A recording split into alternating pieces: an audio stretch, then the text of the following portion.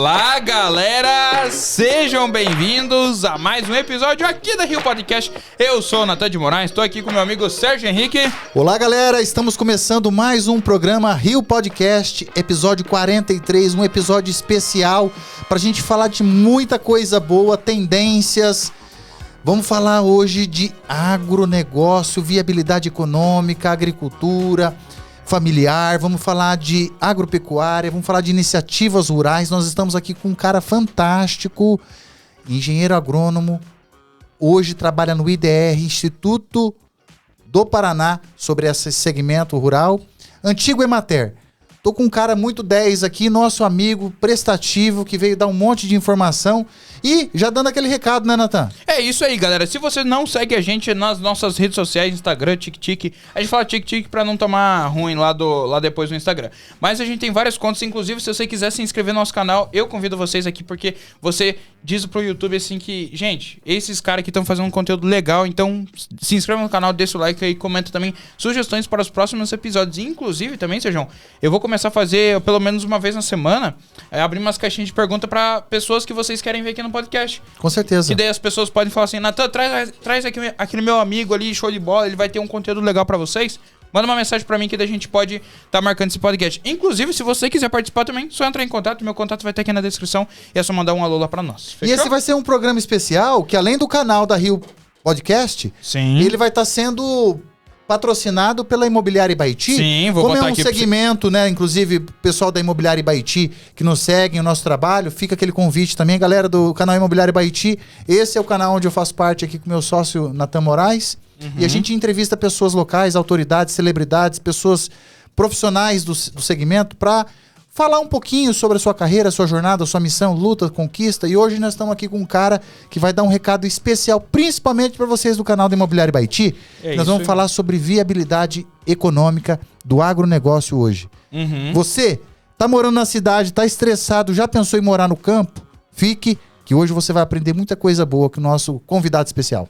É isso aí, bora pro episódio de hoje, Sérgio? Quer apresentar ou eu apresento? Não, vou deixar as honras pra você, que esse cara Nós aqui estamos aqui com nada mais, nada menos que ele, Ferri, que é assistente do Instituto IDR Paraná, um instituto governamental, antigo Emater, que ajuda essa iniciativa rural. Boa noite, Ferri, muito obrigado, seja bem-vindo. Boa noite, Sérgio. Boa noite, Natan. É um prazer estar aqui e vamos conversar sobre, com certeza, sobre agricultura regional, local e dar uma pincelada na estadual. Com certeza. Ferri, eu estou muito feliz por ter você aqui hoje com a gente. Você é uma autoridade que eu admiro, porque além de um excelente profissional, um cara íntegro, sério, muito prestativo, que ajuda e já ajudou milhares, não vou falar milhões porque é muito, mas milhares de pessoas, famílias, a ter performance na sua iniciativa do agronegócio. Que sabe, Ferri, uma coisa que está acontecendo muito, não sei se você percebeu, mas depois da pandemia, parece que está havendo um êxodo urbano. As pessoas estão saindo da cidade para voltar para o campo, com medo. Medo de fome, medo de não ter emprego, saturada com o negócio hoje no varejo comercial normal. Então as pessoas estão mudando para as áreas rurais de novo. Estou cheio de gente que me liga todo dia, Sérgio, estou vendendo meu imóvel urbano para ir para o campo. Então hoje eu quero agradecer fortemente a tua presença aqui e eu quero tocar nos assuntos assim, com uma linguagem mais popular, para dar esse start para essas pessoas que estão com medo. O que eles precisam saber de uma forma mais abreviada para tomar essa decisão de sair da cidade e ir para o campo. Então esse bate-papo nosso, espero que eternize esse momento, que fique recordado, que seja um bom conteúdo interativo, que pessoas que estão te vendo à distância, pessoas que moraram fora daqui, sua família também reveja você, como é que você está hoje, e oferecer ajuda para esse público que nos segue. Correto. Então, essa jornada minha de trabalho na extensão e basicamente em Ibaiti, nesses 20 e poucos anos, a gente desenvolveu um monte de programas junto com a antiga Emater, programas esse de apoio à agricultura familiar, basicamente. E esses programas contemplavam o Banco da Terra, hoje Crédito Fundiário, as vilas rurais, e eram programas que vinham de encontro com as famílias que aqui na nossa região e no município eram muito grandes. Então, essas famílias grandes e com pouca terra, então havia necessidade desse pessoal que já tinha o conhecimento na labuta rural para expandir para uma outra área que era financiada, e com o apoio da Emater a gente selecionava e colocamos esse pessoal aí. Muitas famílias. Eu acho que foram aqui em Baiti, só em Baiti foram acho que 8 projetos e assentados aí, mais ou menos, aí umas 40 famílias que hoje estão muito bem tocando sua atividade lá. E, paralelo a isso, a gente trabalha hoje muito na área segmento de café. Né? Café para pequeno agricultor, basicamente. Por que café? Porque hoje nós temos aqui no município o nosso carro-chefe da agricultura familiar, as lavouras de café e a olericultura, que está avançando muito. Até achava, viu, Sérgio, que era uma onda da olericultura que estava acontecendo aqui. Mas não, é uma atividade que veio para ficar, já fazem 3 anos que tem aqui. Tem um colega que trabalha com isso no orgânico. Mas voltando na linha do café, Ibaiti, para a gente entender como está estruturado a cadeia produtiva do agro em Baiti, na região, mas em Baiti que a gente fala que tem conhecimento aqui. A gente tem no VBP, que é o valor bruto de produção, hoje, em Baiti, mais de 118 milhões de reais, que é o valor bruto da produção do município na soja. Isso é o primeiro carro-chefe. Você já pensou? Soja, que há 10 anos aqui nós tínhamos 500 hectares. Hoje nós temos 15 mil hectares de soja no município. Então, essa é uma atividade do agronegócio, do grande agricultor, do médio e do grande. Em segundo, vem a avicultura de corte. A avicultura de corte, ela é trabalhada em convênio, e ela é conveniada e ela é trabalhada junto com as empresas de Pioneiro, de Jacarezinho, que são integradas, né, conveniadas, integradas para a produção do frango de corte. Então o apoio também aí é só atividade grande, é só para grande agricultor.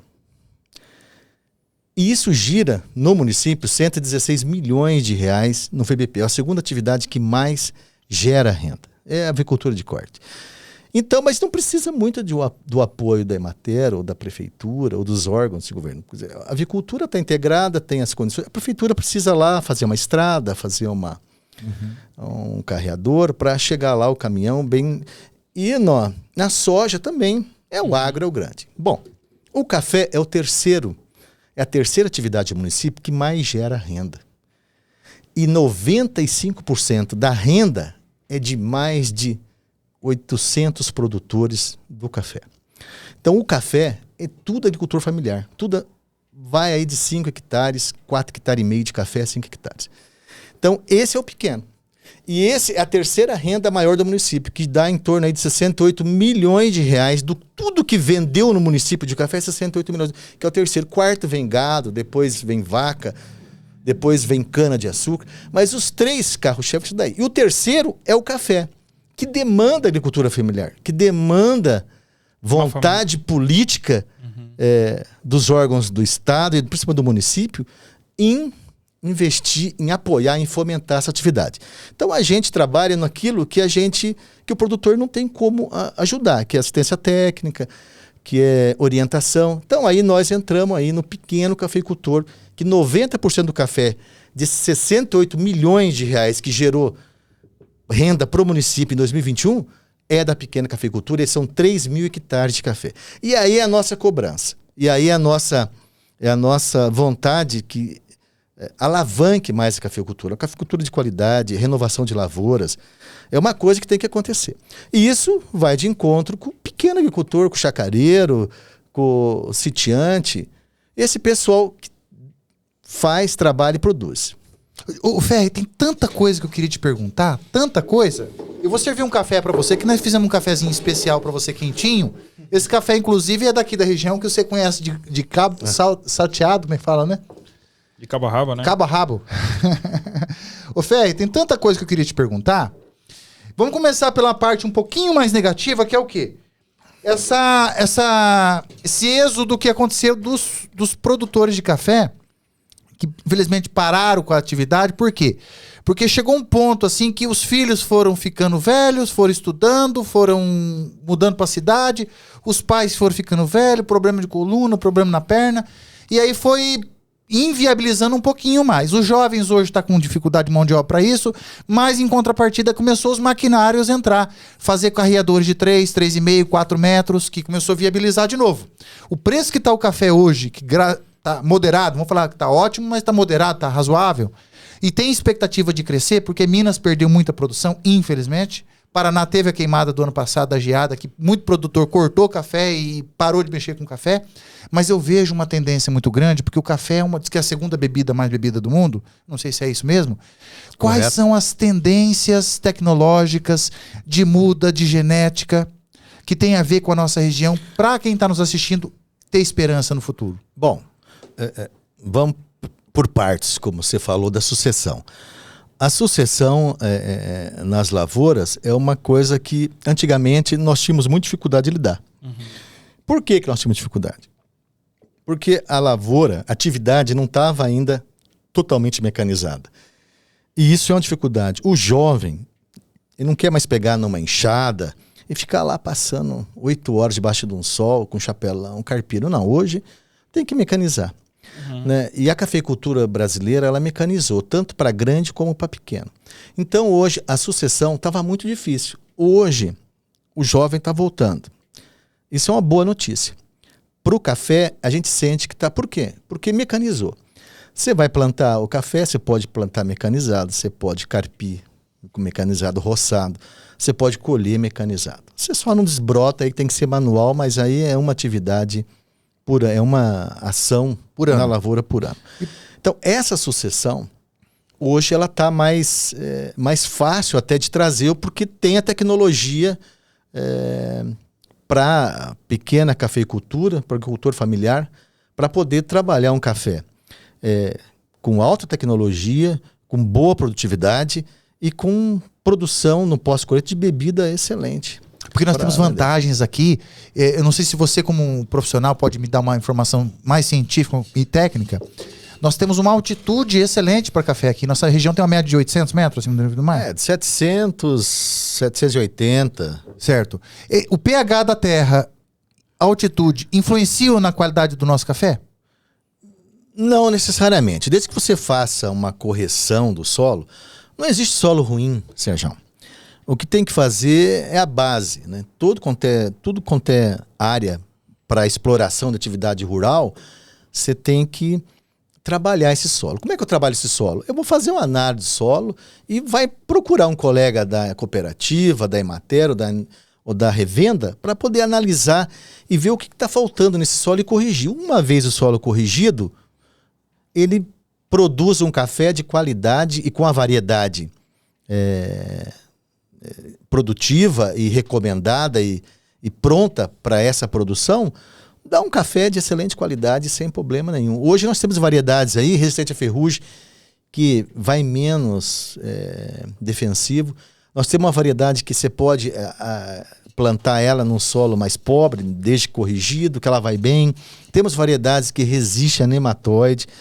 Pô, a pesquisa trabalhou para nós para resolver esses gargalos que nós tínhamos aí. O que nós estamos falando, o que você está querendo dizer, é que hoje já tem genética de mudas com correção para nova tendência tecnológica e de pragas. Sim. Então, uma pessoa que está querendo iniciar hoje, se ela adquirir essas mudas devidamente recomendadas, ela provavelmente vai ter um sucesso na sua jornada. Vão ser mudas certificadas dos viveiros e vão ter produção tranquila. Qual que é o preço das mudas, Ferri? Hoje está girando em torno de R$1.200, R$1.500. Milheiro de mudas.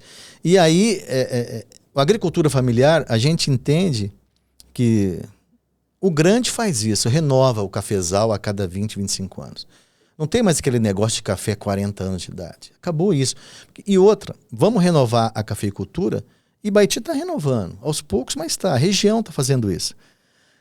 Porque a cafeicultura renovada, o espaçamento é menor, não é como antigamente, as variedades são mais produtivas. O espaçamento entre plantas no mesmo corredor, né? Elas são mais próximas, só que daí... 2,80 por 80, diminuiu. O corredor está de quanto o recomendado hoje? 3 metros, 3 metros. Hoje tem que ter 4.000 a 5.000 plantas por hectare. Antigamente era 1.600 plantas por hectare. Você carpia muito, plantava no meio, hoje não pode. Quanto mais planta, a pesquisa desenvolveu para nós, orientar os agricultores, que a melhor produtividade otimizada dentro de um hectare seria em torno de 4.000 plantas, 4.500 plantas. 80 por 3, ou 80 por 2,80? 80 por 3, 80 por 2,80. Porque numa área rural, então às vezes 20 centímetros, 30 centímetros é... Marginha de erro. Marginha aí. Você quer perguntar uma coisa? Sim. E onde que daí a IDR entra nesse processo? Porque vamos pensar assim, vocês gostariam de incentivar a cafeicultura, correto? Sim. Os pequenos produtores. E daí onde que entra a IDR, no caso? Entra como um investimento ali das mudas, assistência do agricultor? Como que funciona daí? Aí qual que é a nossa função? Não é só no café, porque nós temos colegas lá que trabalham com outras atividades, né? Com olericultura, com organização. Olericultura seria verduras. Verduras e frutas aí. Na estufa. Mais verduras, né? Que estão produzindo na estufa ou não. No caso de fruticultura, o maracujá. Mas aí, o que o IDR faz? O IDR, ele ajuda o pequeno produtor na elaboração do crédito rural no Pronaf, por exemplo. O Pronaf é um programa nacional que subsidia, através do Banco do Brasil, o financiamento rural. Todo ano tem a safra. Com juros aí de 5%, 6%. Ao ano. Com carência? Com carência. Se for custeio, 1 ano e meio, 2 anos, dependendo da atividade. Se for investimento, 10 anos para quitar. Tá. Vamos colocar numa linguagem mais popular. A pessoa tem uns sitinhos lá de uma chácara de 2 alqueires. Vamos falar aqui, uma média de 2 alqueires, que seria 4,8 hectares. E escritura, registro, certinho. Sérgio, guarda sua pergunta. Deixa eu terminar. Tá. Aí, respondendo a Natan. Então, o crédito rural é uma atividade nossa para orientar o produtor no menor juro e na capacitação do crédito. E segundo, nós vamos assistir ele tecnicamente. É essa a nossa função e os programas voltados para fomento, a secretaria me parece que está limitado com recurso. E aí as prefeituras eu acho que deveria entrar com calcário, que é o que estão fazendo. E parece que o Departamento de Agricultura vai liberar um calcário. Teve uma época que liberou umas mudas, um esterco orgânico, para ajudar a pequena propriedade a fomentar e a produzir o café. Nós entramos com essa parte aí também de ajuda de capacitação e crédito rural e fazer uma assistência para esse pequeno produtor. Beleza, Natan? Desculpa. Agora não, beleza. Que você vê que é tanta emoção, eu tô tão emocionado aqui, com tanta informação preciosa, que eu tô assim, tô fervendo por dentro. Se deixar, nós vamos ter mais Deixa aqui que eu vou controlando. Ô Ferri, por exemplo assim, o cara tem um sítio lá de 2 alqueires, 4,8 hectares. Escritura, registro, o nome dele. Só que ele, para começar, ele não tem recurso. Então ele pode procurar o IDR para viabilizar uma iniciativa com uma programação de subsídio de capital para poder viabilizar aquilo e poder pagar com o próprio recurso de produção. Sim, ele vai ter uma carência aí de uns 6 meses. A primeira coisa, ele tem que estar meio que certinho com a sua documentação. Para emissão de DAP, não precisa estar assim com a propriedade registrada. Pode ser um meieiro, pode ser um arrendatário. Quer dizer, a agricultura familiar ela tem essa abertura. Ele vai ter que fazer esse documento para poder ter acesso às políticas públicas. Esse é o primeiro passo. Com esse documento, que é a declaração de aptidão do Pronaf, do governo federal, isso é nós que fazemos lá. E o sindicato também me parece que faz também essa documentação, essa declaração. E aí, com base nisso, nós vamos orientar ele qual o procedimento para poder ter acesso não só aos agentes financeiros federal, como o Banco do Brasil, mas ao Cressol, aos outros bancos, Sicredi, que atuam na área rural e que tem feito já um trabalho maravilhoso no município e na região aí. O pai Ferri, o pai, tá falando pro filho. O filho tá querendo começar a mexer com café. Quantos alqueires, hectares? Vou falar hectare, que hectare é o Brasil todo. Alqueire muda, Goiás, muda pelo Brasil fora. Mas quantos hectares o pai Ferri falaria pro filho? Filho, pra você sobreviver, você precisa ter tantos hectares de café, pelo menos. Pra ter aquele arroz com feijão, bife, saladinha, poder sair uma vez por semana pra comer no restaurante. Vamos falar assim, quanto que uma família precisa ali pra trabalhar? Uma mãe cuidando de casa e pai e filho, de repente, cuidando da lavoura. Quantos hectares de terra precisa ter para a família sobreviver hoje no café? No café, de 3 a 5 hectares. Ele tem que ter. Só isso, Fé? É inimaginável, 5 sabe? hectares. Meu pai sempre foi cafeicultor a vida toda. Ele falava assim, na minha conta, nós somos em 6 irmãos. Ele falava assim, eu preciso ter... lá era na região de Abaxá, Bandeirantes, que é a terra roxa, vermelha, é uma terra com uma fertilidade natural boa, né? Natural muito boa. O solo em si já é muito... já bom. Aqui é um latossolo, um podizólico, vermelho e amarelo, uma fertilidade um pouco mais baixa, mas nada que não impeça de produzir café. Tem manchas, né? Manchas e manchas, né? Nada que você não corrija que não produza, né? Não produza. E tem tecnologia para isso, já está bem consensado, aí já está bem... Como é que fala? A gente fala... avançado? Já está bem... enfim... Resolvido. Já está bem resolvido essa questão. Consolidado, né? Consolidado. Esse é o termo. Já está bem consolidada essa tecnologia. Mas aí meu pai falava assim, eu preciso de 4 hectares. Eu precisava de 10 mil pés de café. Na época ele falava assim. Para formar cada filho. Ele falava. Para formar um filho numa faculdade. Isso eu lembro que ele falava muito bem. E, de fato, ele conseguiu... Formar todo mundo. Ele tinha uma propriedade um pouco maior, que dava lá, acho que 12... era 12 hectares. Tinha lá uns 60 mil pés de café. Então, formou a gente, sempre foi tranquilo. Na região, era só café lá. Lá em Abaxá. Então, era um bairro Água das Pedras, era muito cafeicultor. Aí entrou algodão, aí entrou milho. E ficou meu pai e meu tio naquela ilha de lavouras anuais. E sempre criticado, falou, sai do café. Mas meu pai nunca saiu do café. E muita gente, os vizinhos, todos venderam. Né? Meu pai e meu tio ficaram com café. E a gente nunca teve muita dificuldade meu pai nunca teve dificuldade porque ele era bem controlado e sabia que o café era uma renda anual, mas ele sabia o potencial e sabia fazer a gestão bem feito desse negócio. Porque o recurso você recolhe praticamente assim, uma vez por ano e assim, tem um ano muito bom e um ano médio, né? Porque o café tem essa variação. O café ele tem essa bianualidade que nós falamos. Né? Então a gente trata... na cafeicultura com média, né? De 2 safras aí. Mas um café produtivo, ele tem que ter acima de 40 sacas beneficiadas por hectare. E que não é difícil. No município, nós temos gente que colhe 80 sacas beneficiadas, 100 sacas beneficiadas. Beneficiado não é em coco ou é coco? Não, beneficiado já é fora do coco. É fora do coco, né? Cada 3 sacos beneficiados. Coco dá então tá, 1 hectare chega a produzir de 30 a 80 beneficiado. De 30 a 80, tranquilo. E a saca... Na média nossa aqui tá 40 ainda, 50. Na média, mas eu tenho produtor mais alto, produtor mais baixo. Se vamos falar que produz 50 no hectare. Então 5 hectares, tranquilo. 250 sacas. Hoje a saca tá o quê? Não, 50, 250 sacas. Não. 50 sacas por hectare, são 5 hectares. 150 sacos, coco, por hectare. 50 sacos beneficiados. 50 sacos beneficiados. 50 sacos beneficiados em 5 hectares daria 250 sacos beneficiados. Sim. O beneficiado hoje está em torno de R$1.400. Hoje, o tipo 6, bebida dura, acho que está 1.250, né? Mas é um café já bom. 1.250 vezes 250 vai dar quase R$300 mil.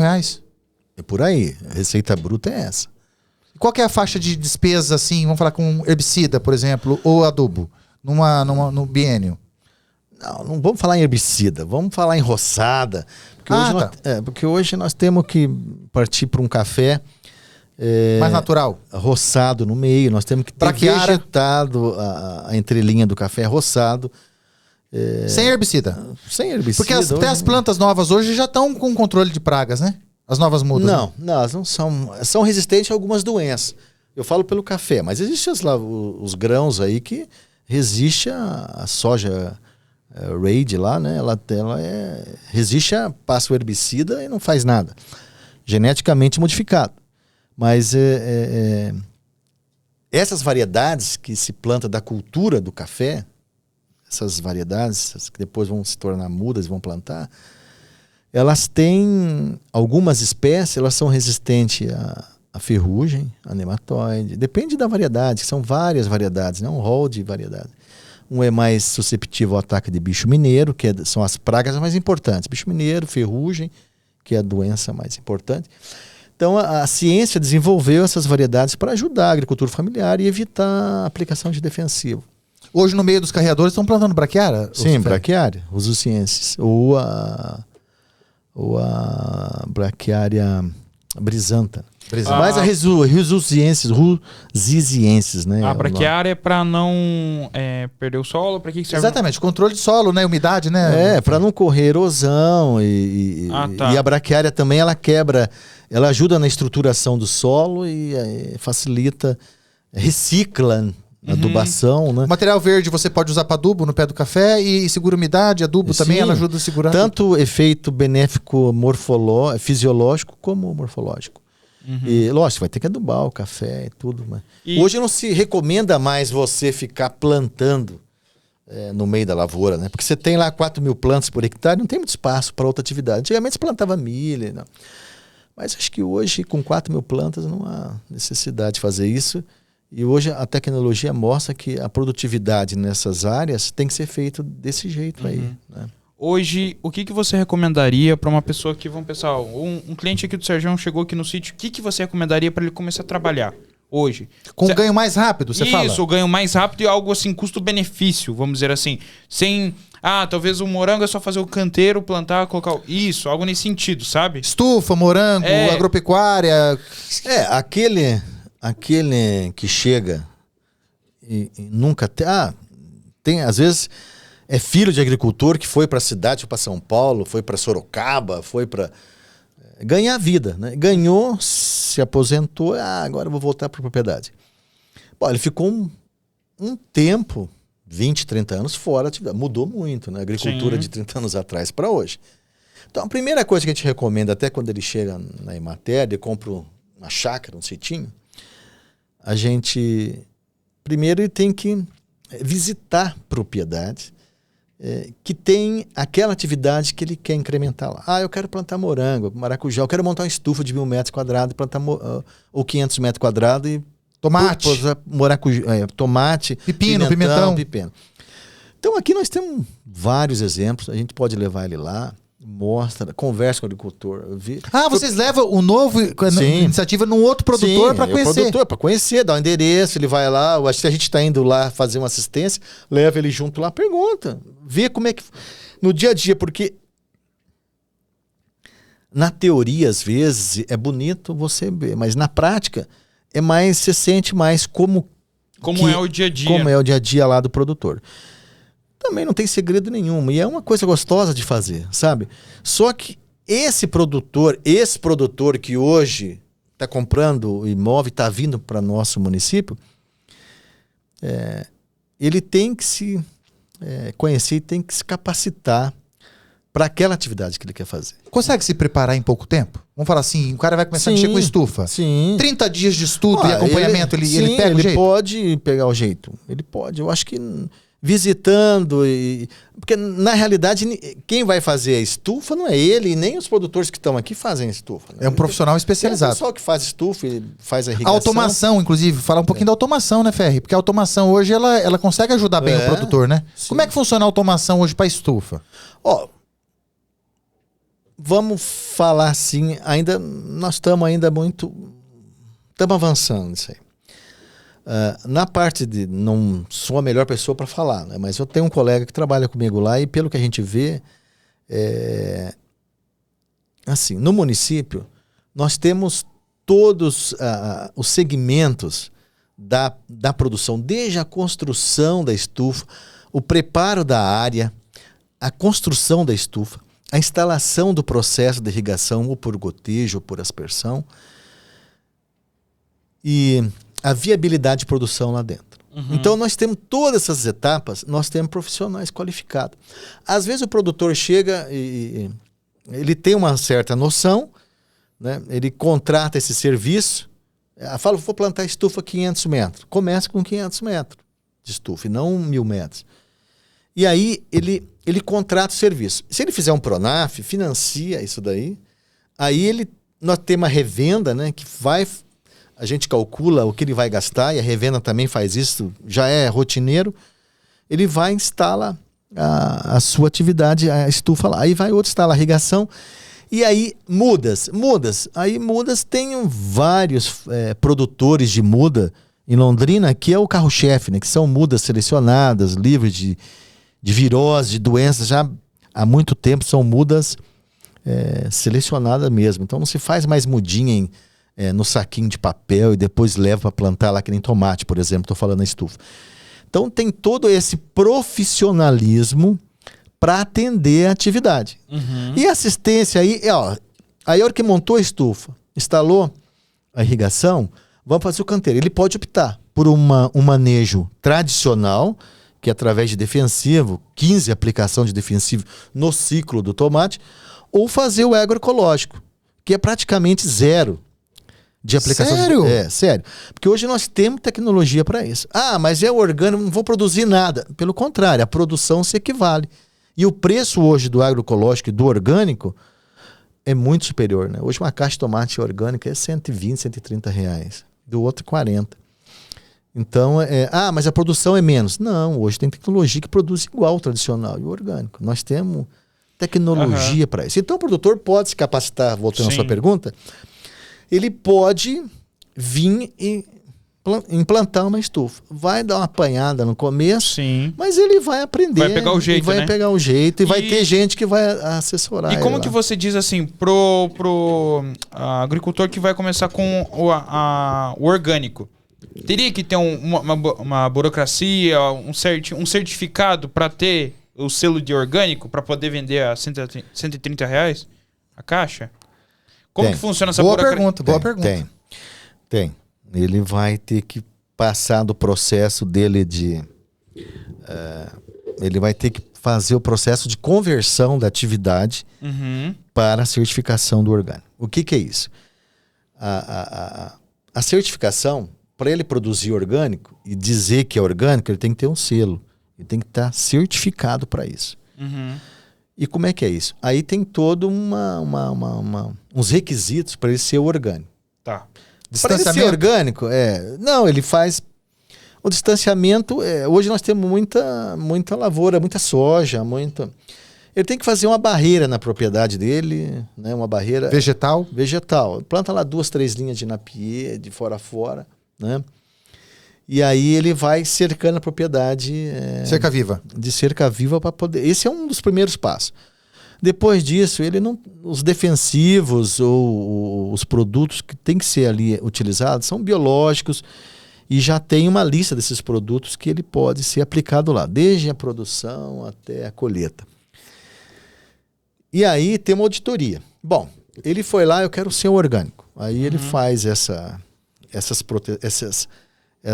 esses requisitos que há na cidade, que não é nada bicho de 7 cabeças, é só fazer a barreira e cerca viva. A barreira pode ser com napier, com cerca viva, e aí ele se inscreve, tem uma auditoria, e ele, daqui 6 meses ou 10 meses, aí o auditor vai lá 2 vezes checar a propriedade. Chega de surpresa. Sim. Não adianta querer enganar ninguém, não. Aí até a gente encaminha isso lá, né? Ele elabora, aí dá um laudo e dá um certificado de que é produto orgânico. Porque hoje o Ministério cobra isso da agricultura, né? É uma coisa mais séria, né? Não é falar, eu sou orgânico. Não é assim. Não é da boca para fora, né? Tem, inclusive, uma iniciativa governamental. Numa outra entrevista que eu fiz contigo lá em Venceslau, naquele produtor orgânico lá. Você lembra aquela vez que eu te entrevistei? Lembro. Você comentou comigo, não sei se até 2023, parece que o governo ia começar a comprar nas escolas só orgânico. Não sei se é 2023 ou 2027. Acho que é 2000... Mas eu não tô lembrado, acho que é 2027. 2027. Mas ele vai, a partir de 2023, já começa a aumentar gradativamente. Quer dizer, as aquisições do governo federal... Não, tá certo. Tô vendo ali, mas tá certo. O PENAI e o PA, que é a aquisição, programa de aquisição de alimentos, a tendência é ser tudo orgânico, agroecológico. Né? E a tendência é essa. Nós temos uma cooperativa aqui no município de agricultores orgânicos. Não é muita gente, mas tem. Tem muita gente boa produzindo aí. E certificadinho. E ganhando dinheiro e pequena propriedade. Tá entendendo? E pra fazer o orgânico, além da barreira, tem que ser com estufa? Totalmente lacrado? Não. Estufa é uma das atividades que eu vou fazer. Essa semana passada, a gente está quase certificando um agricultor de café. Né? No orgânico? Orgânico. Ele já fazem 2 anos que ele utiliza produtos só biológicos, matéria orgânica, cama de frango sem metais pesados. Ah, mas como?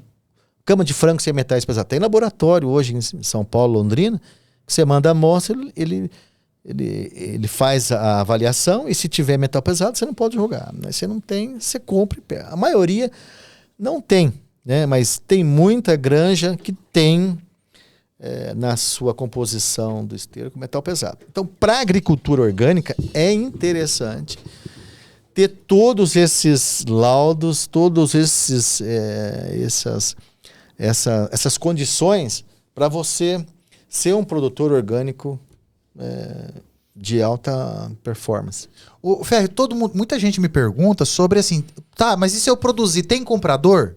Como é que é a parte de comprador aqui da nossa região? Tudo que produzir, tem comprador? Tem comprador. Como eu disse, a profissionalização... Antigamente, o produtor produzia morango aqui na região. Ah, mas o morango aqui era forte, era a capital do morango em Baiti. Ah, era no passado? No passado era. O que aconteceu? A profissionalização chegava até ali na produção, no meio da produção. Depois virava um Deus nos acuda. Quer dizer, a comercialização não era... Profissionalizada, não era honesta. Então, os compradores... dava o chapéu no produtor. As primeiras produções, as primeiras cargas pagavam à vista, depois na segunda era com cheque, na terceira era com ordem de pagamento, que nunca chegava. Mas hoje, tudo à vista. As mídias digitais estão aí, né? O cheque do cara que voltou, deu de manhã, voltou à tarde, a rede de produtores já está sabendo, não vende para ele mais. Profissionalizou, ou o cidadão que compra, ele faz certinho ou ele está fora do mercado. Isso que eu falo muito sempre, sabe? Tá fora. Cidades pequenas, com a chegada da tecnologia, o produtor, com todos os produtores com internet no campo, eles se associaram de informação boas e essas informações necessárias para... E o cara que for chegar aqui para ser desonesto, ele não tem vez. A maioria dos produtores que eu conheço... Ele pode até fazer uma compra, mas depois não compra mais. Verdade. A família que veio para cá, pai, mãe e 2 filhos. Vamos falar dois jovens. 2, assim, adolescentes, 10, 12 anos de idade. Quanto de estufa ele tem que ter, Ferri, que o papai Ferri vai falar, para sobreviver? Qual que é o tamanho da estufa trabalhando com dignidade, com comprometimento e com performance? Quanto de estufa ele precisa ter para comer bem, para poder sair uma vez por semana? Isso depende muito, viu, Sérgio? Assim... 2 estufas? 1 estufa? 3? Eu acredito que de uma família aí de 4, de 3, de 4, 5...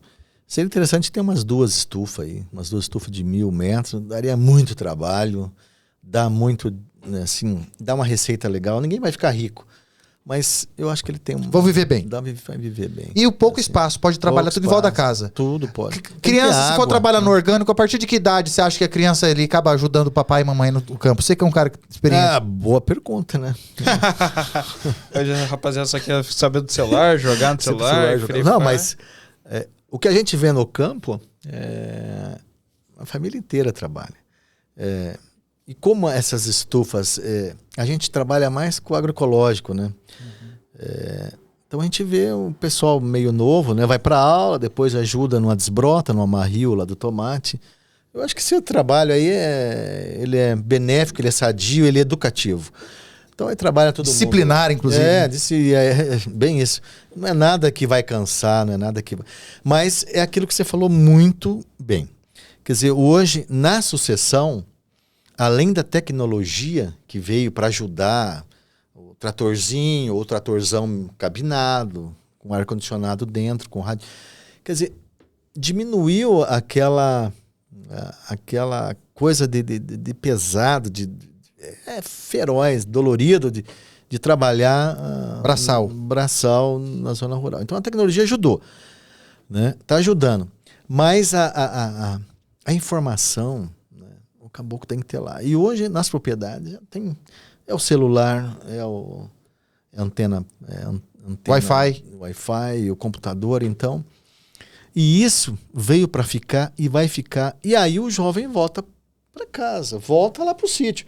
Porque ele tem internet, ele tem celular, ele tem a tecnologia, ele não cansa muito, e a tecnologia de produção aumentou muito a produtividade das atividades, das culturas, mesmo porque a ciência faz isso rotineiro, né? Variedades mais produtivas, com menos custo, com menos gasto. Então, essa parte da sucessão, a gente vê que está melhorando muito. O pessoal está voltando.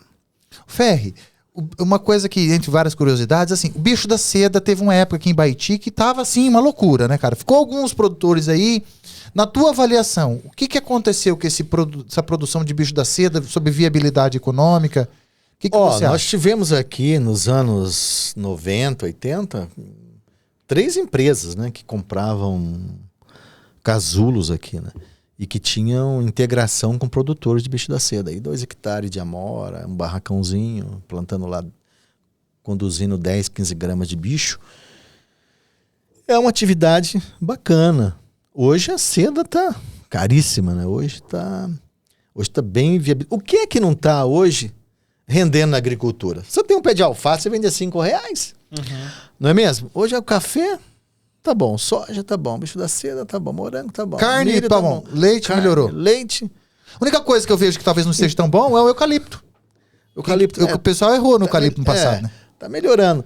Mas o eucalipto é uma atividade que, para pequeno, não pode encaixar, né? Não. Porque é muito tempo, a área é muito tempo parada, você não pode... Vamos desmistificar esse negócio de eucalipto? O pessoal que tinha eucalipto no sítio. Mas vamos voltar a falar do... Bicho da seda. Vamos acabar lá. Vamos frear no Serjão aqui. Vamos por parte. O bicho da seda, então, como eu disse, era... Não sei, mas aí as empresas... O mundo mudou. O mundo mudou. E o algodão é um tecido maravilhoso. E hoje as indústrias modificaram, enfim. Mudou muito. Então, aí caiu a produção, caiu o preço, ficou baixo, aí o produtor... E é um trabalho cedo, à tarde e à noite, né? Os bichos... Come muito à noite, né? Pô, à noite. Você tem que ter o futebolzinho, a novelinha pra assistir lá. Mádia, então é complicado.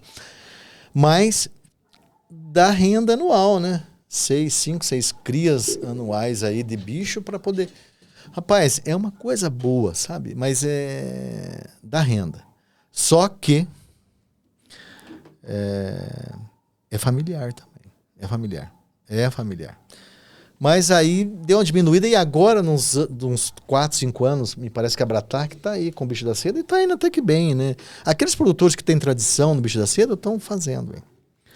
E eu ia perguntar uma coisa para desmistificar, Ferri, que eu ia falar para você ansioso para perguntar logo, assim, muita gente critica no nosso canal, alguém que já plantou eucalipto lá, cortou, tá na segunda poda, e aí alguém tá vendendo, aí as pessoas chegam e falam, essa terra não presta mais, porque isso aí plantou eucalipto, não sei o quê. Eu queria que você falasse como autoridade se essa terra não presta mais ou se é uma questão de correção para ela voltar à naturalidade. Não, tem coisa que a gente tem que desmistificar mesmo. Isso que eu queria saber. É uma coisa lenda, não tem nada a ver. Plantou eucalipto, tirou, você pode plantar, corrigir o solo e plantar novamente. O eucalipto teve há 6 anos atrás, 7 anos atrás, um programa da Klabin, até para a Klabin ter o selo Forest Legal lá no exterior, tinha que ter produtores familiares produzindo madeira. É um verdadeiro absurdo, eu acho até. Essa é a minha opinião, né? Sim, do porte, né, da operação. Aí criou-se um programa, né, institucional e aí 30% da propriedade seria interessante plantar eucalipto. Aí comprava-se essa madeira com contrato, com a promessa, e o fomento ocorreu da Klabin, fomentou para plantar na região, que foi uma coisa boa até para pequena propriedade, mas aquela área mais topografia mais caída, que não é uma área nobre da propriedade que você vai produzir grãos. E na época a tonelada estava em torno de R$120, R$100, tonelada de madeira. Aí, depois desse plantio, muito pequeno agricultor plantou, né? Em vários tipos de fomento, né? Fomento para plantio total, fomento só com a muda. E a gente até ajudou isso. E o que aconteceu? O preço foi caindo, né? Chegou até a R$20 a tonelada de eucalipto. Pode ser. Não pagava nem para destocar depois. Cara do céu. Tinha recurso. Então aí, aquele que não fez um desbarte, não deixou para tora, deixou lá 6, 7 anos. Ou tinha que deixar mais 5 anos ou ia vender por um preço muito desvalorizado. Mas muita gente vendeu e saiu da atividade. Quer dizer, hoje o preço está um pouco melhor. Hoje está acho que R$55, R$60 a tonelada. Mas qual que era a promessa? Um hectare de eucalipto, ele plantava lá 2.500 pés de eucalipto. Dali 300 toneladas no hectare. 300 toneladas, ele fazia conta na época assim, dá R$30 mil. 300 toneladas vezes... 120? Dá 36 mil. 36 mil por hectare. Quando eu for vender lá daqui 7 vai subir, anos, vai valorizar. mas mais. Essa conta... Nunca chegou. Nunca batia, né? Não bateu, não fechou essa conta. Ficamos aí... Fazem 5 anos que ninguém planta muito eucalipto. Planta mais nada, né, de eucalipto. Planta aí para ter lá uma lenha lá, para ter uma... Isso é bacana. Isso que eu ia falar para você, para ter uma lenha, para ter contenção, barreira natural de vento. Mas assim, para explorar madeira, economicamente, para vender como lenha ou fazer palanque... Tem alguém que planta, mas eu acho que não compensa. Hoje a terra está muito cara, né? Você vai plantar eucalipto e deixar ela parada 6 anos, com pouco, não sabe qual o valor que você vai vender? Então eu acho que não compensa fazer. Compensa só para manutenção do sítio, né? Da chácara, né? Mas voltando ao assunto eu acho que pode plantar eucalipto, faz a destoca. Hoje a destoca tá tranquilo. Aquele que plantou eucalipto na propriedade, hoje existem máquinas que você faz a destoca muito rápido. E faz a correção de solo e volta a produzir normalmente, não tem nada que impeça. O que eu ia falar para você, Ferri, que é uma das iniciativas que eu acho tão linda. Eu acho tão linda a apicultura, cara. E aí, assim, eu vejo o eucalipto, de repente, junto com a flora nativa, porque são duas floradas, da nativa e do eucalipto, pode ser que bata com épocas diferentes. A apicultura tem uma viabilidade econômica, ao teu ver? Tem. Nós temos aqui no município, eu conheço vários apicultores que... Além de eu vendo mel e vendo própolis. Mas não tem assim na sua área, né? Porque a área de mato mesmo aqui está um pouco limitada até. Mas que fazem isso, criam as colmeias, né? Em várias outras regiões de mato. Eles exploram outros locais. Sim, de mata nativa. E as apiculturas, a abelha ajuda o sistema, a biodiversidade. A Klabin mesmo, nas suas matas, nas suas florestas, cedem para os apicultores criar, sem problema. Esse é um lado bom da Klabin. Tem muito lado bom da Klabin, né? Que faz isso, que dá essa ajuda também, que eu acho que é bacana. Outra atividade que eu acho linda, maravilhosa, gostaria demais que tivesse mais essa iniciativa na nossa região, a fruticultura. Já vi alguns produtores começando ali com goiaba, maracujá. Tomate não precisamos falar porque a gente está tratando com outra atividade. Mas a goiaba, o maracujá e as cítricas. Eu queria de uma avaliação tua, Ferri, se isso combina com viabilidade econômica e se existem iniciativas nesse nicho de mercado com potencial aqui para a nossa região, para nossa altitude, para nossa terra. A região... É apta a fruticultura, né? O morango é um caso. O moranguinho era um caso que aconteceu real e que não avançou aqui. Mas Pinhalão e Jaboti estão produzindo e está tudo certo.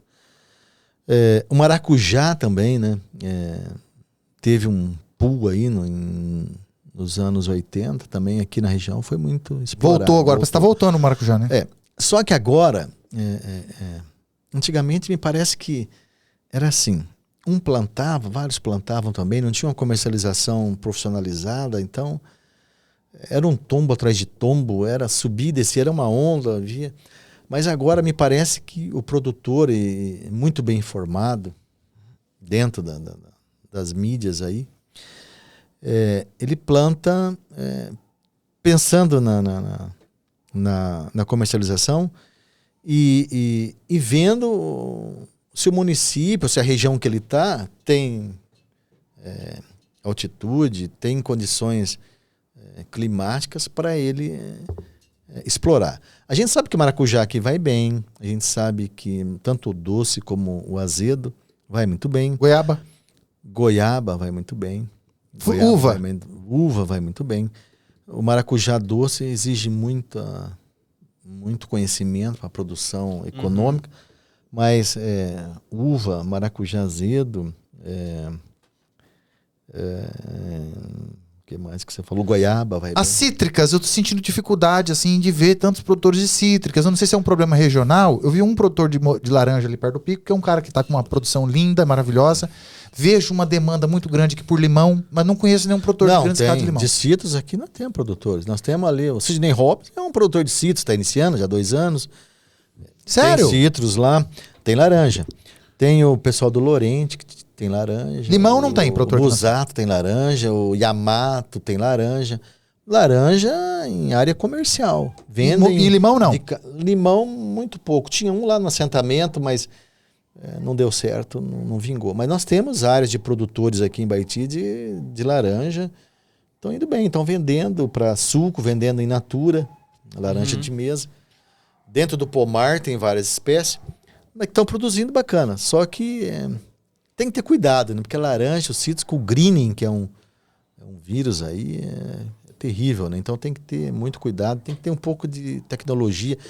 Tem atividade, viu, Sérgio, que você tem que conhecer bem antes de entrar. Estudar, né? Estudar para não... E tem alcance, tem informação hoje na internet. Tem tudo. Tem. E tem as empresas de revenda, tem a extensão rural, tem nós lá, tem as cooperativas que pode orientar. Tá entendendo? Que tem isso. Hoje tem o suporte. Tem as empresas de planejamento também que dão suporte, né? Que tem técnico agrônomo lá que pode orientar tranquilo. E hoje tem atividade que é mais tranquilo. Aí 6, 7 meses, né?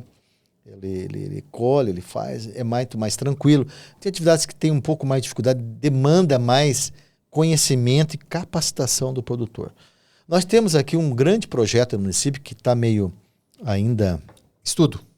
Estudo não. Já está confirmado que é um abacaxi aqui, né? A produção de abacaxi no município. Me falaram sobre isso. É muito boa. Aqui tem um pH bom para abacaxi? Tem. Produz abacaxi de excelente qualidade. Abacate eu vi o produtor já começando, mas não sei como é que tá. Mas abacaxi é uma coisa que está entrando bastante no município. E safra de abacaxi anual? Não, é mais, né? De um ano, demora mais de um ano, mas é viável economicamente. É viável economicamente. E nós temos um programa aí de instalação de unidades demonstrativas de abacaxi, que ainda já foi aprovado, falta só apenas ser direcionado isso daí, havendo uma seleção de agricultores para que coisa acontecer. Mas no mais, tem produtores que estão produzindo abacaxi no município, que vai bem a cultura, vai bem. O cara vende um abacaxi aí a 6, 7 reais. Dá para plantar quantos pés num hectare? Vai muito. Um hectare vai muito. Um hectare sustenta uma família de abacaxi? Só abacaxi, eu acho que não. Tem que ter mais outra atividade junto. Tá. Só fruticultura. Porque demora muito, a pessoa não aguenta ficar aquele prazo todo ali, né? Então seria uma alternativa de outras atividades. Né? Tá. Você não pode pensar só na monocultura. Não pode pensar só na Você tem que ter uma variedade de coisa ali. Você tem que ter 2 atividades na propriedade. Aquele que vem para começar a explorar em Baiti, eu comprei uma chácara. Ele pode partir também para a linha dos animais, para pequenos animais, né, para avicultura. Piscicultura? Isso que eu ia perguntar, piscicultura por causa de clima e altitude. Ferro, eu não vejo piscicultores aqui na nossa região e aquicultores. Não, também não. Sabe que é frio o clima? Pode Porque ser. aqui é uma região mais fresca. Não é uma região fria, mas é uma região fresca, né? Pode. Tem a questão de temperatura, né? Pode, e demanda hoje, a piscicultura hoje assim, para você fazer tanque-rede é caro e me parece que não está viabilizando mais para pequena propriedade, a piscicultura. Então ela está saindo desse lado, indo mais para tanques abertos ou em represas, fazendo lá os seus tanque-redes. Mas na pequena propriedade é muito capital para pouco rendimento a piscicultura. Então eu acho que tem que tomar cuidado com certa atividade na piscicultura, mas que cada produtor tem seu tanquinho lá e também tem tecnologia. Fonte de alimentação, né? Fonte de alimentação. Ele tem um porquinho, ele tem a banha, ele tem a carne, tem a galinha, tem o ovo, tem o peixinho dele no rio, tem a horta, a despesa dele é menor, né? Porque inclusive a energia elétrica no campo também é mais barata, né, Ferri? E a água geralmente o cara não paga, porque tem água de mina, tem um riacho para ligar. Sobre frangos caipira, Ferri. Então, muita gente começando a criar frango caipira, inclusive eu estou começando a criar frango caipira. O que o Ferri, ser humano, fala sobre a iniciativa de performance na criação de frango caipira? Como um ser humano. Eu sei que você não é o especialista no caso. Não, eu acho bacana, porque o frango, a carne, né? Ele é fonte de proteína. Você tem que ter na propriedade rural. Tem viabilidade para produção em maior escala, para venda Lógico que tem. Municipal? Lógico que tem. O pessoal vendia muito frango meio... que não era caipira, né? Era um frango meio tratado. Então, como frango caipira, isso deu uma descredenciada no frango. Quis falar que era caipira, mas não era. Então, o frango caipira é mais saboroso, né? É mais saboroso. E aí, muita gente... é diferente. E aí, começou muita venda de frango caipira com um preço um pouco elevado, mas se via que na realidade não era um frango caipira, era um frango... muito confinado. Não tinha esse hábito caipira de roçar, de pastar. De pastar, ele é muito fechadão, tratando no milho. Era uma carninha até saborosa, é gostoso. Mas não era o frango caipira. Então, e o consumidor, né? A gente acha que o consumidor não sabe das coisas, sabe muitas coisas. Ele compra uma vez, da segunda ele não compra mais. Se ele compra o franguinho caipira, ele vai continuar comprando o franguinho caipira. Porque ele sabe como é que é. E aí é diferente. E como a proteína é top, né? Você pode ter na sua chácara, no teu sítio, você pode produzir em escala e vender. E a gente conhece na região, por exemplo, Figueira e Curiúva, um frango caipira limpo, ninguém vende por menos de R$40, R$45. Caipirinha mesmo. Caipirinha. Não chega a 2 quilos limpo também, né, Fê? Não chega, dá 1 quilo. 1 quilo e pouquinho. 1 quilo e pouquinho. Uhum. Tem mais osso, né, do que carne, mas é um caipira. Agora, tem hoje... a tecnologia avançou também nisso aí. Tem hoje aves com melhoramento genético, que você pode criar caipira. Como é que fala? A conversão é muito mais rápida. Inteligentemente falando, é isso aí. Muito mais Come rápido, a mesma quantidade, só que cresce muito mais. Cresce, tem muito mais carne e caipira.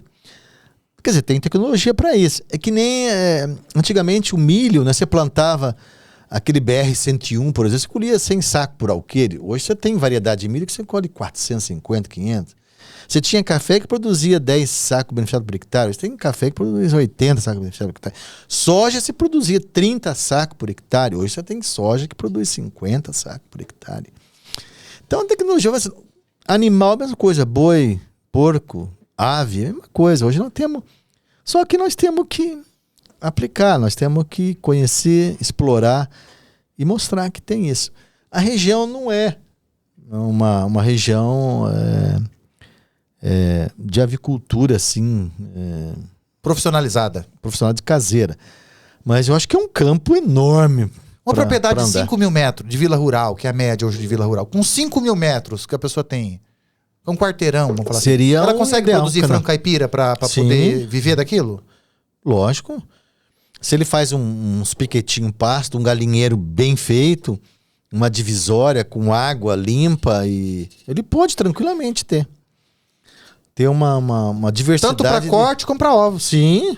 Opa! E tem aquela questão do orgânico também nos ovos, né, caipira, né? Que tem muita gente dando preferência de comprar ovo caipira orgânico porque o manejo, a árvore tem mais liberdade, ela pasta, o ovo dá aquela geminha mais amarela e o bem-estar dos animais, que é um fator preocupante, também leva em consideração. Porque a pessoa pensa assim, eu vou comprar ovo desse branquinho de mercado, como é que vive as galinhas?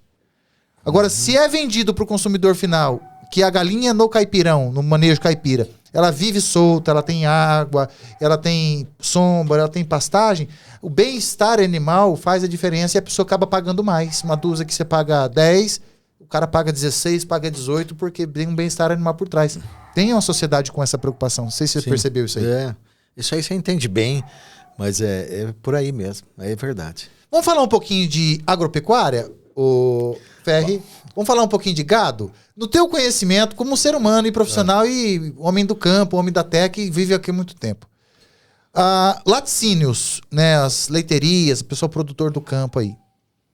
Teve uma diminuição também nesse mercado, ao mesmo tempo que eu vejo, parece que uma tendência de aumento de compra, porque é um tipo de proteína que acaba sendo um custo-benefício bom, é o leite, é um fator primordial na mesa do ser humano e do brasileiro.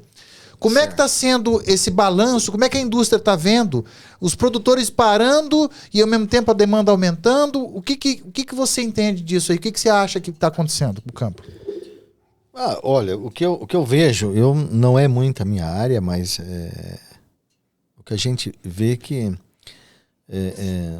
hoje você tem que ter genética, né, de gado, um bom pasto, né, e tem que saber lidar, tem que ter um manejo bacana desses animais.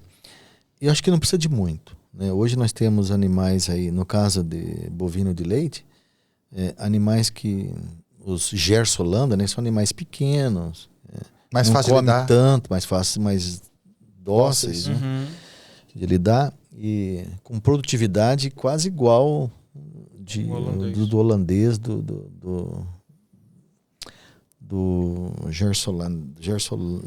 Girolando. Mas o que acontece? A pecuária de leite, ela vive muito de altos e baixos, né? Mais baixa do que alta. A cultura que faltava, que eu sempre falava para os agricultores, e falo para os agricultores lá na Emater, é o seguinte: que uma das atividades que ainda faltava dar um upgrade era o café e era o leite. Pô, nós estávamos aí há 6 meses, 8 meses atrás, comprando leite a 2,30 de caixinha. Aí. Pelo amor, produtor produzindo leite. Eu não sabia como é que os caras aguentavam aquilo. Cara, não sei. O produtor aguentava. Olha, se o leite tá 2,30, a embalagem já custa R$1. O transporte mais 30, 40 centavos. Não, eu não sei. Olha. Onde que tá a margem do... Não fechava a conta para o agricultor, vivia no prejuízo, né? Mas aí passava batida, falava vai melhorar. A esperança do agricultor é uma coisa. Os caras de Castro aqui, que você conhece muito bem, o pessoal de Castro aqui, estão trabalhando com semi-confinamento, né? Ou confinamento ou semi-confinamento.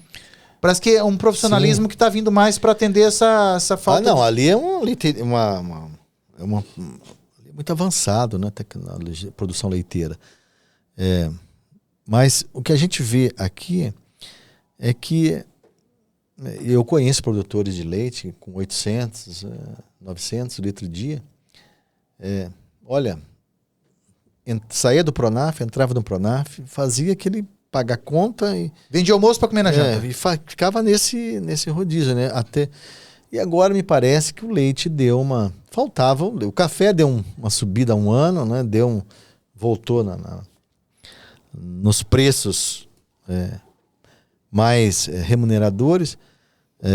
Não que a gente tem que pensar sempre em preço alto, nós temos que fazer atividade e saber do nosso custo para ver se aquilo está rendendo naquele... porque o preço é igual para todos, né? Ou você muda a atividade ou não. Mas o leite deu agora hoje está sendo pago para o agricultor, acho que R$3,50, né? De 1 e pouco. Então, melhorou um pouco. E mas a ração e insumos também deu uma subida. Sabe, eu não sei se é coisa da minha cabeça, Fer, mas a impressão que eu tenho do produtor de leite, que em alguns momentos o cara erra no manejo, no aspecto do seguinte: o pasto tá ali, pré-formado, um pouco de brisante, um pouco de estrela africana, um pouco de braquiara, mas já está aquela sementeira velha, já está aquele pasto desnutrido, não tem nutrição no pasto.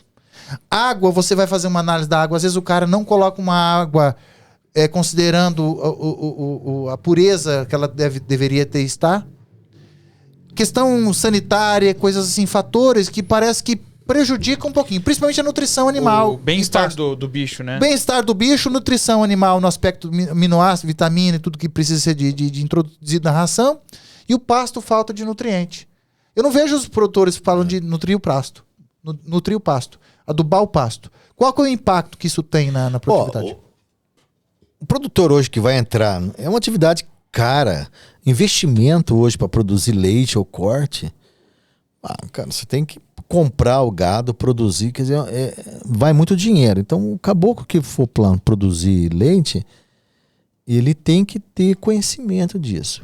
E pastagem hoje é igual uma atividade agrícola normal, de grãos. Você tem que corrigir o solo, você tem que jogar semente de qualidade, você tem que adubar, fosfatar esse soja, fazer uma calagem, fosfatagem, adubar o pasto. A cada divisão de piquete. Depende do número da espécie e do número de cabeças que você tem. Mas lá. Em média anual, 2 anos, uma renovação de pasto. Por aí. Você tem que gradear, calcarear, fosfatar e piquetear para poder ter manejo. Para ter capim agradável o ano todo e produção. Porque se você planta hoje capim, você planta hoje forrageira, você planta hoje pasto, se você não faz uma calagem bem feita e uma fosfatagem, o que é que o bicho come? Ele come capim. Então, se você não tem um pasto enraizado, bem nutrido, enraizado no solo, a primeira bocada do animal, depois da brota, do sementeiro, né, que você tem que formar o pasto, deixar sementear, a primeira catada na língua do boi lá, ele tira, já sai com torceiro e tudo, quer dizer, acabou teu pasto. Então você tem que ter. Por quê? Porque estava superficial, não tem cálcio e magnésio, não tem NPK, enfim, não tem a base, como é para plantar café, plantar soja, plantar milho e plantar pasto. Tem que ter a base. Você tendo a base, você tem um capim que aguenta rodízio, corte. Então é um capim que vai sempre produzindo e que você vai adubando para ele ter produção. Você tem que ter base. Você tendo base, o gado vai ter sempre massa ali para ele pastar. E hoje também a gente pode perceber que assim, o pessoal que já vive já num sítio, talvez não dá tanta importância a isso, né? Não, porque eu jogo o gado lá em cima e deixa ali por muito tempo, não faz uma renovação de pasto e depois pode falar assim, não tá dando lucro, né? Aí vai, joga lá o gado numa grama Mato Grosso lá, é meia cabeça por hectare, dá nada, não existe mais isso. Se você pensar nisso daí, sai da atividade, que você vai... Para nossa região aqui, perder os dinheiro. melhores capins, Tifton, Estrela, Braquiara. Esse... Eu não sou Brisante. o mais indicado para falar, mas essas variedades aí. Eu acho que qualquer capim, não. Cada capim tem o seu teor de produtividade de massa verde, massa seca. Cada capim tem a sua composição e a sua necessidade. Então o produtor, se tem leite é uma coisa, se tem corte é outra, bezerro, cria, recria. Ele tem que saber isso daí. Baseado na análise de terra. Do lugar na análise de solo, o tipo de exploração que ele vai fazer e o capim que ele quer lá. Por exemplo, aqui em Baiti, das regiões mais frias, o inverno é inverno. Deu frio, já mata o capim. Se você tem um Tifton que resiste, tem que plantar o Tifton lá, que aqui aguenta. Aqui não é que nem... Você passa o Rio Cinza, Jacarezinho, Santo Antônio, que é mais quente. Então tem uma pastagem meia verdinha quase o ano todo. Aqui em Baiti, essa região aqui já é a zona... quebra o capim limite, um pouco no mato, né? Na época do frio. E no frio ele seca, ele queima. Então é interessante você ter variedades mais adaptadas para ter uma produção meio que igual no ano todo. Não é fácil, mas o produtor que entra para produção de leite ou de corte, ele sabe disso que eu estou falando. Mas não vai bem o capim, não vou fazer isso, eu vou fazer silagem, que hoje é a grande tacada aí, né? Faz silagem, saca. Tem trato o ano inteiro e trabalha no semi-confinamento. A carne melhora, porque o boi não anda tanto. O manejo fica fácil. Ficou fácil e veio para ficar, né? Olha, você já pensou, né? Tinha... Quanto tempo a gente conhece aqueles que a silagem faz bem? Então, e fazia um grande silo, né? Abria, perdia. Você vê, né? Agora o pessoal ensaca, põe enforca gato lá, amarra certinho e fica lá o silo. Manejo tá ali, já pega aqui, já joga ali. Coisa. Quer dizer, tudo avança, tudo, né? Eu, na minha época, jamais ia imaginar que isso seria uma coisa que... Poderia ter gente que vive de vender isso daí, de se vender silo e ganhar dinheiro, né? Sabe o que eu vi esses dias, cara? Uma reportagem de uma tecnologia que está chegando para teste, que é o quê? É uma irrigação submersa, não sei se é 30 centímetros do chão, você faz camadas de irrigação submersas no pasto, e a irrigação já é submersa com nutrição do pasto, sendo que você, com piquete, você consegue manter 15 cabeças por hectare, cara. Você já viu desse estudo? Eu conheço, 15 cabeças eu não cheguei a ver, mas deve ser interessante. Até menos eu já... Mas é uma... Eu nunca tinha pensado nessa tecnologia de você fazer uma camada de mangueiras submersas para nutrir o pasto, nutrir e irrigar o pasto o tempo todo para melhorar o manejo. Porque capim cresce com o quê? Água. Você imagina você tem uma água no solo, na profundidade que ele puxa. A água é bem mineralizada, né? Ele bem adubado, bem... deve ter isso, eu acho que isso é bacana. Olha, Sérgio, a gente tem que ter noção e saber que a agricultura de hoje, a agricultura dessa época, mudou. Hoje não é mais como antigamente. Hoje você tem que produzir e tem que ganhar dinheiro. Seja na pequena propriedade, na micro propriedade, na pequena e na grande. Antes, quando o cidadão, a pessoa não dava para nada, falava, vai para a roça. Quer dizer, não estudou, vai para roça. Vai para roça. Agora não, você tem que estudar para ir para roça. Era o refúgio. O cara não servia para nada, vai para a roça. Não é bem assim, né? Por que para a roça? Porque lá o cara... Ia pegar na enxada. Pegar na enxada, aquilo lá é um Deus o livre, né? Mansa louco, pegar na enxada o dia inteiro, exercitar lá. Né? Então, mas hoje mudou essa mentalidade. Quem não mudar, não aceitar, vai sair da atividade. Não adianta mais a gente olhar. Eu ainda tenho Baiti, na região tem. Você vai ver lavoura ainda, um pé de café aqui, um pé de café lá, outro morto, seco. Você vê tá que faltando essa esperança, acreditar também, né, Ferri? Mas eu tenho muitos produtores pequenos, bons, excelentes produtores. São referências no lugar. Referência. Tem grupo de produtores que produzem café aqui. Você acha que o povo daqui é receptivo? O povo daqui vai colaborar com quem chega de fora? O cara chegou de fora aqui, você acha que ele vai ser bem recebido? Lógico que vai. E Baiti é muito diversificado. Basta ver pelo VBP aí de 2021 do Departamento de Economia Rural. Aqui produz, o clima é muito bom, produz café especial, fruticultura vai bem, né? Soja vai bem. Você acha o clima aqui agradável, Ferri? Clima fantástico. E índice de violência, no teu ponto de vista? Você acha que o povo que está vindo de fora deve confiar em vir para cá em paz, no campo, viver em paz no campo? Pelo ser humano, papai Ferri. Tranquilo. É uma cidade que você recomendaria para algum primo seu vir para cá? Baiti. Eu mesmo trabalhei, desde essa minha vida funcional, eu trabalhei em umas 13, 14 municípios. E quando eu vim para Baiti, eu cheguei aqui ainda, a rodoviária ali era em frente à prefeitura. Tinha uma venda rodoviária que é do Joãozão para Todos lá, acho que era da família dele. E era rodoviária, era pensão, era tudo, né? Um ambiente só. Falei, vou ficar aqui 2 anos e vou embora. E eu já tinha passado pro Jacarezinho, Abatiá, Santo Antônio, Joaquim Távora, Carlópolis, Ourinhos, trabalhei na cooperativa lá, aí fui pro Fartura. Então, Fartura não, depois de Ourinhos ali, uma cidadezinha. E vim para Ibaiti, fiz um concurso na Emater, vim para trabalhar aqui. E eu falei, vou ficar 2 anos aqui. Mas aqui fiquei. Por quê?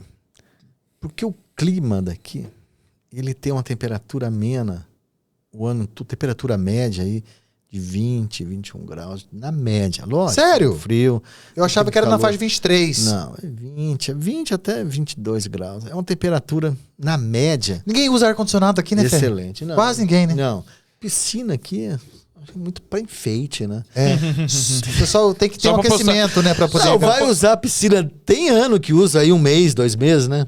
Só pra postar na rede social, na né? rede social e tomar uma cervejinha em volta lá, sentado na beira, molhando o pé, né? Porque você... Mas é brincadeira à parte, mas o clima é muito ameno, né?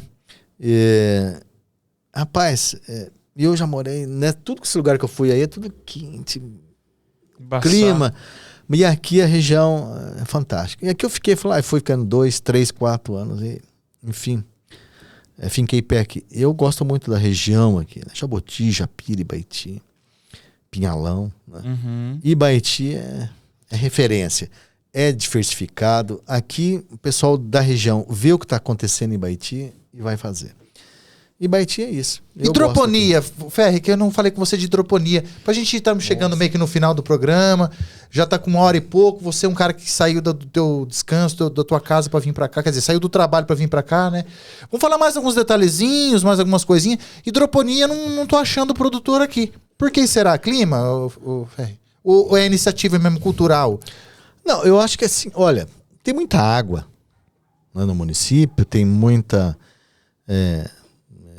condição que você pode produzir de uma forma mais, com custo até menor, do que você partir para a hidroponia.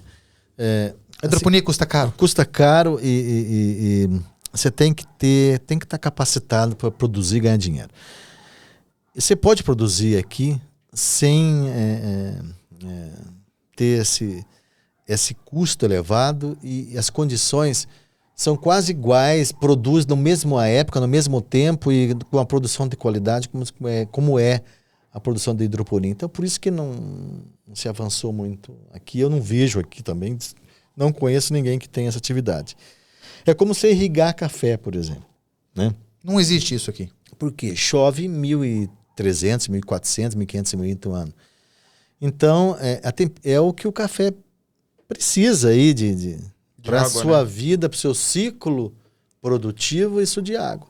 Então, mas aí dei 1 ou 2, 3 anos de seca, aí o produtor vai, vou irrigar. Porque nós temos que entender o seguinte, que você não pode ter uma avaliação de clima de 1, 2, 5 anos, 6 anos, de 15 anos, 20 anos. E a cultura, ela se adapta bem a isso, né? Você tem que ver clima, nesses 15 anos, deu 1 ano que deu aí uma seca, ou choveu bastante, mas isso é normal da atividade climática, né? Aí o pessoal já corre para fazer irrigação, achando que isso que vai acontecer e vai permanecer esse ciclo de seca, esse ciclo de... Eu não acredito muito quando falo, não, tá havendo um aumento de temperatura, vai faltar água, mas a gente ouve isso 60 anos atrás, tivemos enchente há 70 anos atrás, seca, grande seca no Paraná, queimou tudo, agora vai virar uma seca aqui, vai virar o Nordeste. E nada, mas o clima é assim. São eras. São eras. A natureza vive de ciclos, né? Vive de ciclos, é assim. Então não adianta se assustar. O que nós temos que ter é uma média, sempre trabalhar com a média de 10. Na agricultura você não pode só ver um ano passado, esse ano. Você tem que ver uma coisa assim de 20 anos, 30 anos para poder fazer. A hidroponia é uma tecnologia nova, exige capacitação, exige investimento.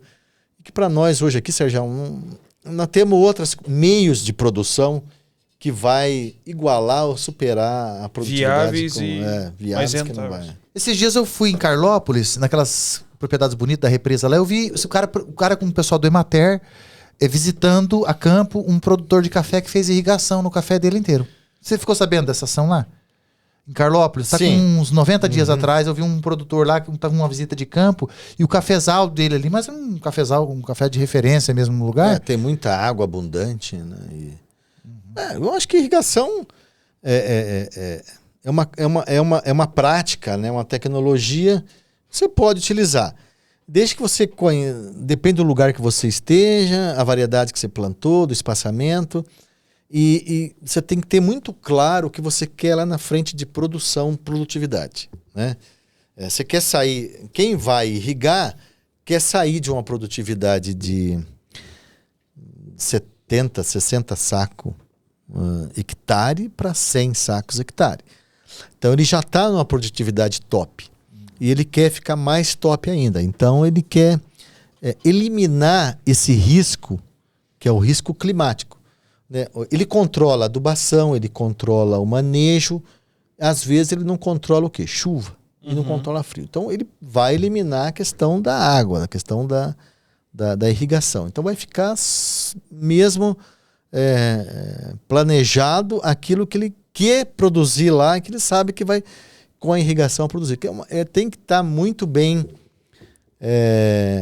com conhecimento e gestão da propriedade, muito bem feito da sua produtividade nos anos anteriores e que pode utilizar a irrigação para ter essa produção otimizada na sua propriedade. Agora, qual o custo? A gente o custo vai ser, às vezes, como lá não sei como é que ele vai utilizar essa água, às vezes até pode ser um custo que ele absorva com a produtividade que ele vai ter na lavoura. Porque tem energia para você trazer água, né? Viabiliza. Mas não que assim, é limitante hoje, não tem irrigação no café, é limitante. Não, você não vai produzir. Não é. A água não é limitante. Hoje pode ser, por exemplo, lá no sítio onde meus pais estão residindo, a gente plantou maracujá, inclusive, que é uma cultura que a Emater está querendo implantar lá em Jabuti. E a gente começou, o meu pai fez por conta a irrigação. A Emater cedeu ali o arame, as mudas, os palanques, e o meu pai resolveu colocar irrigação. Pode-se dizer que com a irrigação é possível dobrar a produtividade com a metade... Não, dobrar não. É que a mesma produção com vamos pensar, 1 hectare de terra. Sim, pode. E com a irrigação você consegue, com menos espaço, fazer a mesma produtividade com 1 hectare de terra sem... Pode aumentar sim a produção. Porque você vai ter corretamente... Quer dizer, esse problema da falta de água, ou a planta ficar esperando sempre a chuva, né, para poder fechar o seu ciclo, ela sabe que vai ter a água naquela época, quando precisar, vai ter água. Então ela vai fechar o ciclo, ela vai produzir, ela vai ficar numa zona de conforto que ela vai produzir mesmo o que é esperado da variedade que foi implantada. Você atinge a máxima performance da planta. Opa, tranquilo. Você tem uma adubação bacana e uma irrigação de gotejo, no caso, seja pé a pé lá, vai ser fantástico. Não que a irrigação não seja uma coisa ruim. Não, é muito bom. Né? A irrigação vai ser, nesse caso aí, bacana. Eu acho que vai render muito mais. Eu não tenho um custo e não tem uma comparação, isso que não é a minha área de fruticultura. Mas acredito que com a irrigação vai render muito mais. Até mesmo porque a massa cresce com água, né, Ferri? Vamos falar, um maracujá, se for fazer uma análise, 80% é água ali, vamos falar, né? Então tudo é água, né, cara? Sim, tudo é água. Tem que fazer análise de água, Ferri? Porque eu fico pensando assim, tem 2 tipos de irrigação muito comum. Vamos falar 3. Primeiro, água de nascente, que vem de uma fonte de nascente que sai da pedra, a pessoa consegue canalizar aquilo e fazer gestão por gotejamento. Aí a espessor não usa água de mina porque não tem volume para isso. Segundo tipo de irrigação é água de corrente, de riachos, rios e mananciais de córregos. E o terceiro de poço artesiano. O que eu fico pensando é o seguinte, existe uma questão fisiológica da água, que a água, por exemplo, de nascente é uma coisa, água do riacho é outra. do rio e água de poço artesiano. Tem questões fisiológicas que pode dar diferença na nutrição da espécie? Tem estudos que estão ainda Em andamento? Em andamento. Tem estudos já comprovados que depende da água, assim, ele dá uma condição melhor para a planta, né? Desenvolver e encerrar o ciclo. A gente não sabe se a água que ele fez a captação, né? Tirou do rio, captou, fez um poço lá com a bomba e mandou para uma caixa, essa caixa irrigou.